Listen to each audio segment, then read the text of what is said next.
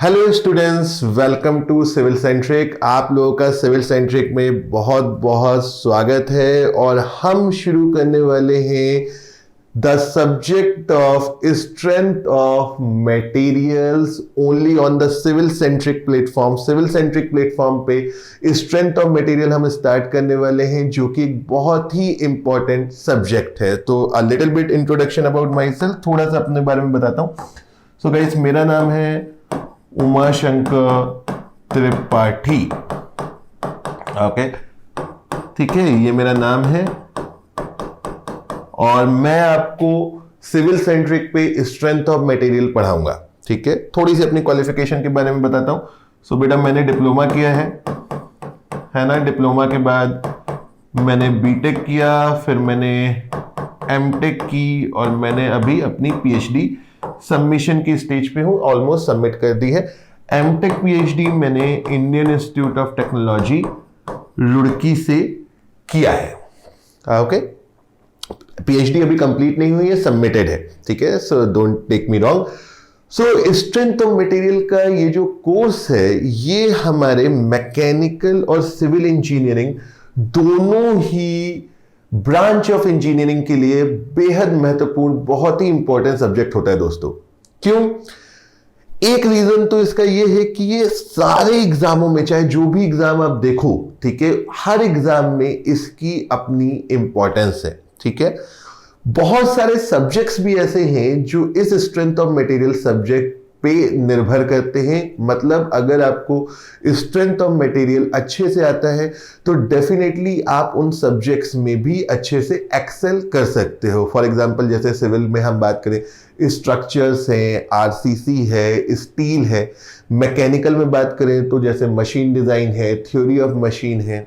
ठीक है, यहां हर सब्जेक्ट्स में आपको, इन सब सब्जेक्ट्स में इस सब्जेक्ट की इंफॉर्मेशन का फायदा मिलने वाला है। ठीक है, सो स्ट्रेंथ ऑफ मटेरियल हमारा दोनों ब्रांच के लिए, मैकेनिकल और सिविल दोनों ब्रांच के लिए ही बहुत इंपॉर्टेंट सब्जेक्ट है और इन दोनों ब्रांच के लिए ही किसी भी कॉम्पिटिटिव एग्जाम में पूछा जाने वाला भी सब्जेक्ट है।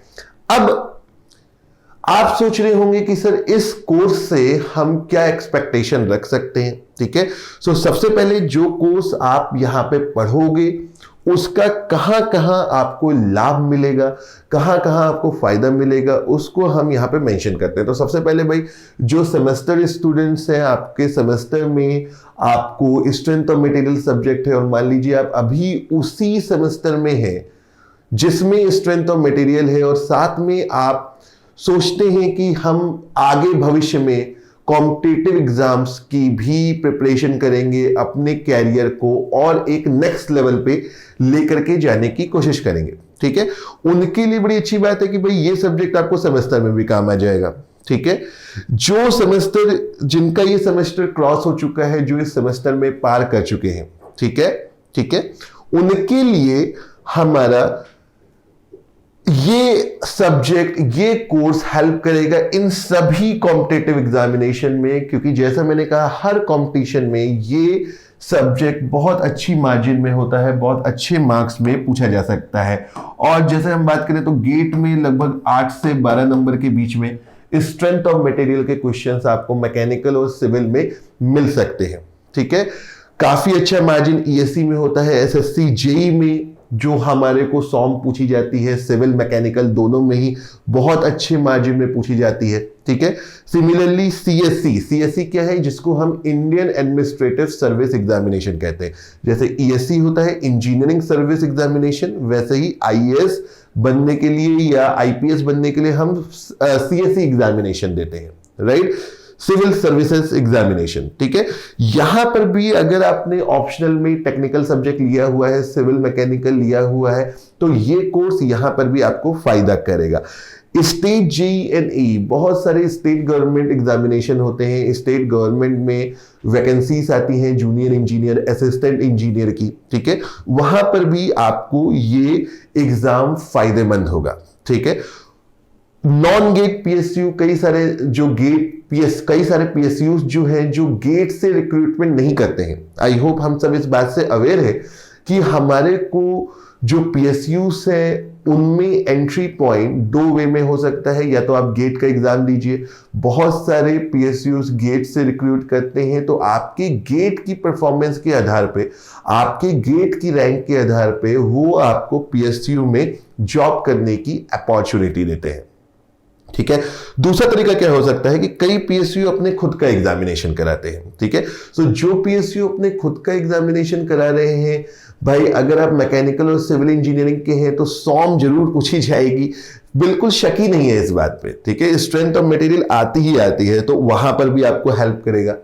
इसरो का एग्जाम होता है, इंडियन स्पेस रिसर्च ऑर्गेनाइजेशन बार का एग्जाम होता है, और ऐसे काउंटलेस एग्जामिनेशन होते हैं।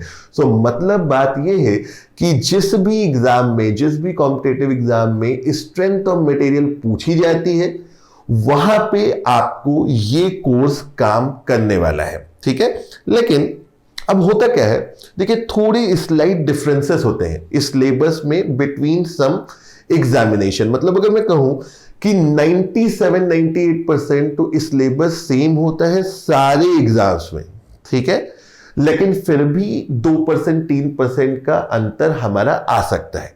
ठीक है, तो हम जो ये कोर्स डिजाइन किए हैं या ये कोर्स करने जा रहे हैं वो अपन गेट के हिसाब से करने जा रहे हैं। मतलब हम कौन सा सिलेबस फॉलो करेंगे, हम गेट का सिलेबस फॉलो करेंगे, क्योंकि आपको पता है कि गेट एक बहुत अच्छा एग्जामिनेशन है, और अगर आप गेट का सिलेबस कवर करते हो तो मोस्ट लाइकली सारे एग्जाम्स का सिलेबस कवर होता है। लेकिन एट सिविल सेंट्रिक बातों में क्लियरिटी होना बहुत जरूरी है। सो जो सिलेबस गेट में लिखा हुआ है हम स्ट्रिक्टली वो फॉलो करते हुए, गेट को बेंचमार्क मानते हुए इस सब्जेक्ट को पढ़ेंगे। तो सर क्या लिखा हुआ है सिलेबस में, चलिए वो भी दिखा देता हूं। तो आपका सिविल गेट, अगर आप, ये मैंने कहां से लिया है, ये मैंने गेट 2022 के ऑफिशियल साइट से ये मैंने सिलेबस लिया है सिविल इंजीनियरिंग में, जो सॉलिड मैकेनिक्स मतलब हमारा सॉम, ठीक है, और मैकेनिकल में लिखा हुआ है मैकेनिक्स ऑफ मटेरियल। ठीक है, यानी हमारा दोनों का सिलेबस आपके सामने है। अब इस स्लाइड में आप जितनी भी चीजें लिखी हुई देख रहे हो, चाहे वो मैकेनिकल सिलेबस में, चाहे सिविल सिलेबस में, ये सब हम कवर करेंगे। ठीक है, और इंटरेस्टिंग बात यह है कि देखो नाम थोड़ा ऊपर नीचे है, लेकिन दोनों का ही सिलेबस ऑलमोस्ट सेम है।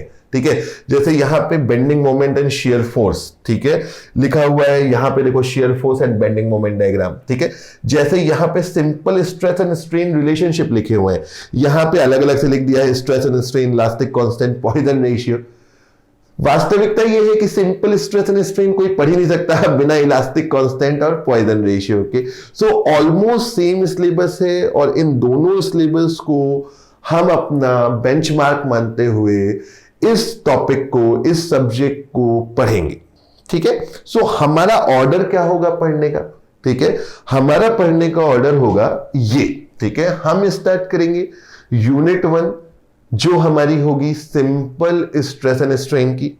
ठीक है, उसके बाद हम जाएंगे बेंडिंग स्ट्रेस, फिर हम जाएंगे यूनिट 3 टॉर्शनल स्ट्रेस, फिर यूनिट 4 में आएंगे हम जहां पे हम प्रिंसिपल स्ट्रेस एंड स्ट्रेन की बात करेंगे, यूनिट 5 में जाएंगे एसएफडी एंड बीएमडी की बात करेंगे, यूनिट 6 में जाएंगे डिफ्लेक्शन की बात करेंगे, unit 7 column theory and unit 8 pressure vessel. ठीक है, तो हर टॉपिक का देखो एक अपना सीक्वेंस होगा, एक अपना लाइनअप होगा, एक अपनी चेन होगी।